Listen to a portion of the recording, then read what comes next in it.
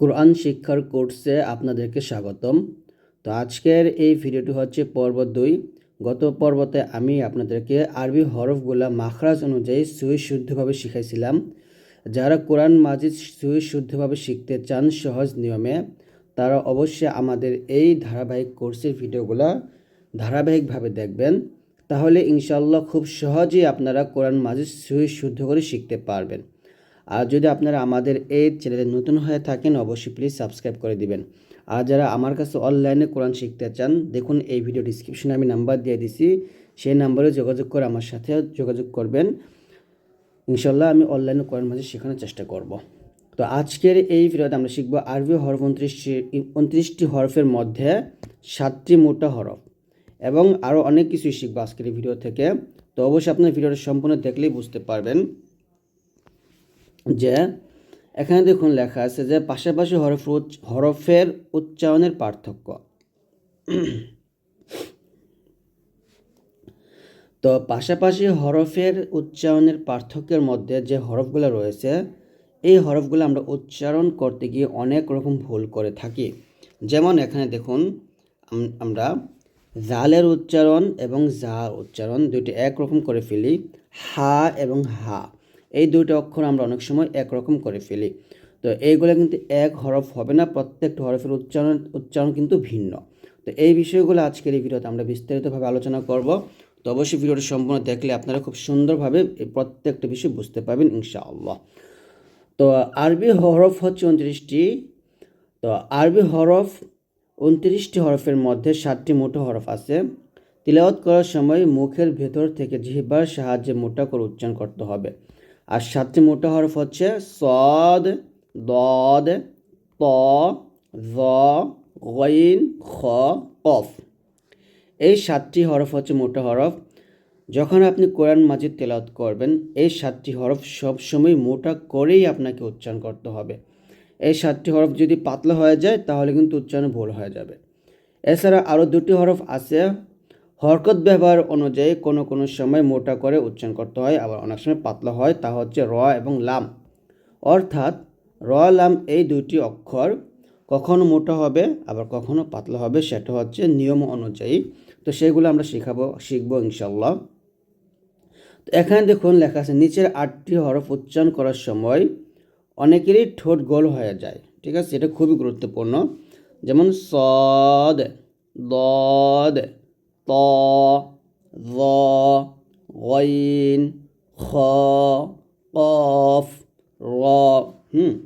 এই 8টি অক্ষর যখন আপনারা উচ্চারণ করবেন, ঠোঁট কিন্তু গোল করা যাবে না। মনে রাখতে হবে, ঠোঁট গোল করলে এই হরফগুলো তার মাখরাজ এবং সিফাত থেকে সঠিকভাবে আদায় হয় না। পেশের উচ্চারণ ব্যতীত জবর এবং জেরের উচ্চারণ করার সময় ঠোঁটকে সোজা রেখে গোল না করে উচ্চারণ করতে হবে। এখানে বোঝানো হয়েছে, যখন এই 8টি অক্ষরের উপরে পেশ থাকবে তখন আপনি ঠোঁট গোল করতে পারবেন। শুধুমাত্র পেশের কারণে ঠোঁটটা গোল হবে। তবে এই 8টি অক্ষর উচ্চারণ করার সময় যখন জবর অথবা জের দিয়ে উচ্চারণ করি, তখন এই 8টি হরফ কখনো ঠোঁট গোল করে উচ্চারণ করা যাবে না। তো এটা খুবই গুরুত্বপূর্ণ, এই বিষয়টা আপনারা মাথায় রাখবেন। তো এখানে আরেকটা বিষয় হচ্ছে, শুধুমাত্র ওয়াও নুন উচ্চারণ করার সময় ঠোঁট গোল করে উচ্চারণ করতে হবে। এখানে ওয়াওটা ঠিক আছে, কিন্তু নুনটা রং। ঠিক আছে, নুন ঠোঁট গোল হবে না। হ্যাঁ, নুন উচ্চারণ করতে গেলে ঠোঁট গোল হয়, কিন্তু নুনের উপর যখন জবর দেই অথবা জের দেই তখন কিন্তু ঠোঁট গোল হবে না। অর্থাৎ এখানে বোঝানো হয়নি যে নুন উচ্চারণ করার সময় ঠোঁট গোল হবে, ঠিক আছে, কিন্তু নুনের মাখরাজ কিন্তু ঠোঁট গোল করেন না। তো একটা অবশ্যই লেখক একটু ভুল করছে, সে এটা বুঝাইছে যে নুন উচ্চারণ করলে ঠোঁট গোল করেন, তবে হরকত দিয়ে যখন উচ্চারণ করবেন জবর জের, তখন কিন্তু ঠোঁট গোল হবে না। ঠিক আছে, কারণ নুনের মাখরাজ কিন্তু ঠোঁট গোল করে না। নুনের মাখরাজ হচ্ছে জিহ্বার আগা তার বরাবর উপর তলার সঙ্গে লাগিয়ে। তবে ওয়াওটা অবশ্যই, ওয়াও আপনি যেভাবে উচ্চারণ করেন না কেন, অবশ্যই আপনাকে ঠোঁট গোল করতেই হবে, ঠোঁট গোল করতেই হবে। আর যে কোনো হরফ উপরে পেশ থাকলে সেখানেই ঠোঁট গোল হয়। তো এটা একটা খুবই গুরুত্বপূর্ণ বিষয় ছিল, কারণ আমরা কোরআন মাজিদ পড়তে গেলে নানা ধরনের সমস্যা পাই, যে সোয়াদ, দোয়াদ, তোয়া, জোয়া, গইন, খ, মানে এরকমভাবে ভুল উচ্চারণ করি, এগুলো কিন্তু ভুল উচ্চারণ করছি আমি। তো এরকম ঠোঁট গোল করা যাবে না, সুন্দর করে বলতে হবে صاد ضاد ط ظ আইন, সরি এটা গইন হবে, গইন খ কফ র। এরকমভাবে সুন্দর করে আমরা উচ্চারণ করবো ইনশাআল্লাহ। এখন আমরা গুরুত্বপূর্ণ যে বিষয়গুলো এইগুলো আলোচনা করব সেগুলো হচ্ছে যে পাশাপাশি হরফ উচ্চারণের বা পাশাপাশি হরফের উচ্চারণের পার্থক্য। এটা খুবই গুরুত্বপূর্ণ। দেখুন, এই বিষয়গুলো বুঝতে হলে আপনাকে অবশ্যই কী বুঝতে হবে, এই প্রত্যেকটা বিষয় বুঝতে হলে আপনাকে অবশ্যই কী বুঝতে হবে, মাখরাজ বুঝতে হবে। আমি পর্ব 1 এই কোর্সের পর্ব 1 আমি মাখরাজ আপনাকে শিখাইছি। তো মাখরাজগুলো আপনারা অবশ্যই বুঝে নেবেন।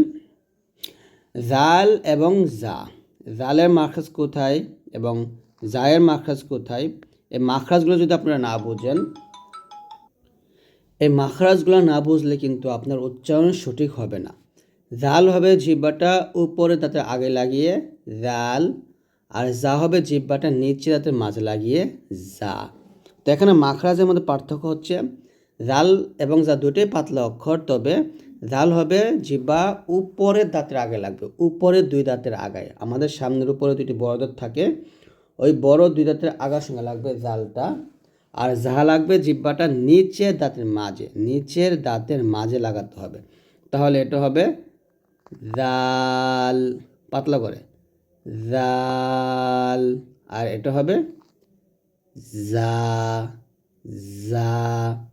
তো দুটো অক্ষরের মাখরাজটা যদি ঠিক রাখতে পারেন তাহলে কিন্তু আপনার কোরআন মাজিদ পড়া শুদ্ধ হবে। তাহলে আপনারা আমার সাথে আবারও বলেন জাল, আর এটা হবে জা জা, এরকম। তারপরে দেখুন এই দুটো অক্ষর, এটা হচ্ছে হা আর এটা হচ্ছে হা। তো এই দুটোর মধ্যে পার্থক্য কি? পার্থক্য হচ্ছে যখন আপনি এই অক্ষরটা উচ্চারণ করবেন, আপনার গলার মাঝখান থেকে বলতে হবে চাপ দিয়ে হা, আর এই হরফটা যখন উচ্চারণ করবেন তখন গলার শুরু থেকে বলতে হবে, এখানে কোনো রকম চাপ হবে না, বলতে হবে হা, এরকম।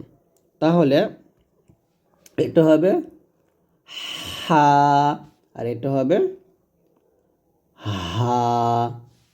তা আমার সাথে আবার বলেন হা হা হা হা, এরকম বেশি বেশি প্র্যাকটিস করতে হবে। তারপর হচ্ছে সদ এবং হচ্ছে সিন। এখানে সদ হবে মোটা, সিন হবে পাতলা, তবে মাখরাজ একই। মাখরাজটা হবে জিহ্বাটা নিচে দাঁতের মাঝে লাগবে, জিহ্বার আগা নিচে দাঁতের মাঝে লাগিয়ে সদ মোটা করে উচ্চারণ করতে হবে এবং সিন পাতলা করে উচ্চারণ করতে হবে। তাহলে সদ হবে এরকমভাবে সদ, আর সিন হবে পাতলা করে সিন। তো আমার সাথে আপনারা আবার বলেন সদ, এটা হবে সিন, এরকম। ঠিক আছে? তো এগুলো বেশি বেশি প্র্যাকটিস করতে হবে। আমি হয়তো কয়েকবার বলতেছি, কিন্তু আপনারা ভিডিওটা বেশি বেশি দেখে আপনারা এগুলো প্র্যাকটিস করবেন। তাহলে উচ্চারণটা আমার সাথে আবারও করেন সদ, আর এটা হবে সিন, এরকম। তারপরে দেখুন হামজা এবং আইন, এই দুটো অক্ষর যখন আমরা উচ্চারণ করব অবশ্যই সতর্ক থাকব যেন এই দুটো অক্ষর এক না হয়ে যায়। যখন আমরা হরকত দিয়ে উচ্চারণ করব, হামজার উপর জবর জের পেশ এবং আইনের উপরে জবর জের পেশ দিয়ে উচ্চারণ করব, তখন কিন্তু এই পার্থক্যগুলো আমরা বুঝতে পারবো। তো এটা হবে গলার শুরু থেকে হামজা, আর আইনটা হবে গলার মাঝখান থেকে। তাহলে আমার সাথে পড়েন হামজা হামজা, আর আইনটা গলার মাঝখান থেকে চাপতে বলেন আইন আইন। বেশি চাপ দেওয়ার দরকার নেই, হালকা চাপ দিলেই হবে। তাহলে আমার সাথে আপনারা আবারও পড়েন হামজা আইন, এরকম। তারপরে দেখুন তা এবং হচ্ছে ত, দুটো খুবই গুরুত্বপূর্ণ। তা এবং ত দুটো মাখরাজ এক, তবে তা পাতলা ত মোটা। মাখরাজ হলো জিহ্বাটা উপরে দুই দাঁতের গোড়ার সঙ্গে লাগবে। তাটা পাতলা করে বলতে হবে এরকম তা তা, আর ত মোটা করে বলতে হবে ত ত ত, এরকম।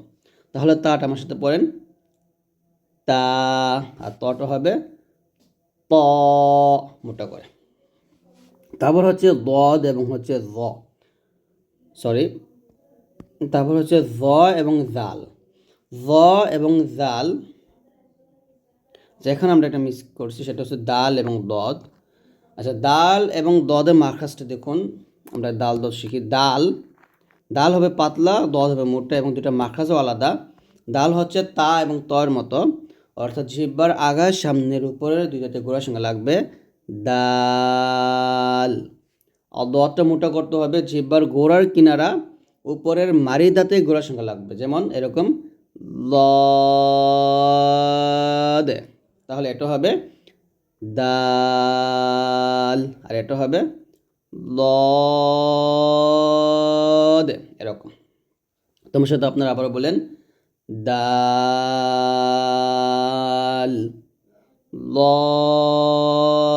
দে। এখানে সতর্ক থাকতে হবে, এই দদ উচ্চারণ করার সময় যেন ঠোঁট গল না হয়ে যায়, আগেও বলছি। তারপর হচ্ছে জ এবং হচ্ছে জাল। এই জ এবং জালের মধ্যে সর্বপ্রথম যে সতর্ক সেটা হচ্ছে জ এবং জাল উচ্চারণ করার সময় আপনার জিহ্বাটা যেন নিচের দাঁতের সাথে না লাগে। জটা মোটা করবেন এবং জালটা পাতলা করে উচ্চারণ করতে হবে। তাহলে এটা হবে জ, মোটা করে জ জ জ, আর জালটা পাতলা করে বলেন জাল জাল। দুইটা মাখরাজ সেম, তবে জ মোটা হবে, জাল পাতলা হবে। ওর সাথে আপনারা আবার বলেন জ জ, আর এটা হবে জাল, পাতলা করে। তারপর হচ্ছে তা এবং ত, আমি আগেও বলছি তা পাতলা ত মোটা। জিহ্বার দুইটা মাখরাজ একই, জিহ্বাটা উপরে দুই দাঁতের গোড়ার সঙ্গে লাগবে। তাহলে এটা হবে তা, আর এটাকে বলতে হবে ত ত, মোটা করে, ঠিক আছে। তারপর হচ্ছে দদ এবং জ। দদের মাখরাজ আগেও বলছি, জিহ্বার গোড়ার কিনারা উপরের মারি দাঁতের গোড়ার সঙ্গে লাগবে, আর জ হলে জিহ্বার আগা উপরের দাঁতের আগার সঙ্গে লাগবে।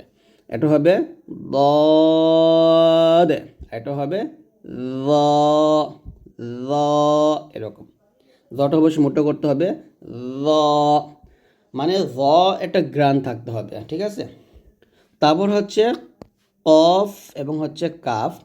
এখানে কফটা মোটা করতে হবে, জিহ্বার গোড়া তার বরাবর উপতার সঙ্গে লাগাতে হবে, আর কাফটা পাতলা করে বলতে হবে, জিহ্বার গোড়া হতে একটু আগে বাড়িয়ে তার বরাবর উপতার সঙ্গে লাগাতে হবে। তাহলে এটা হবে কফ, এটা নর্মালভাবে বলতে হবে কাফ,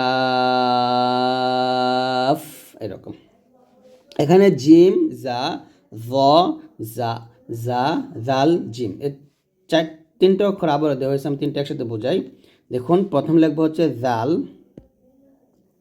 জাল, তারপর হচ্ছে ভ, তারপর হচ্ছে জা, তারপর হচ্ছে জিম। এই চারটে অক্ষর কিন্তু আমরা অনেক ভুল করি, ঠিক আছে। চারটে অক্ষরে ভুল করা যাবে না, সতর্কভাবে বলতে হবে।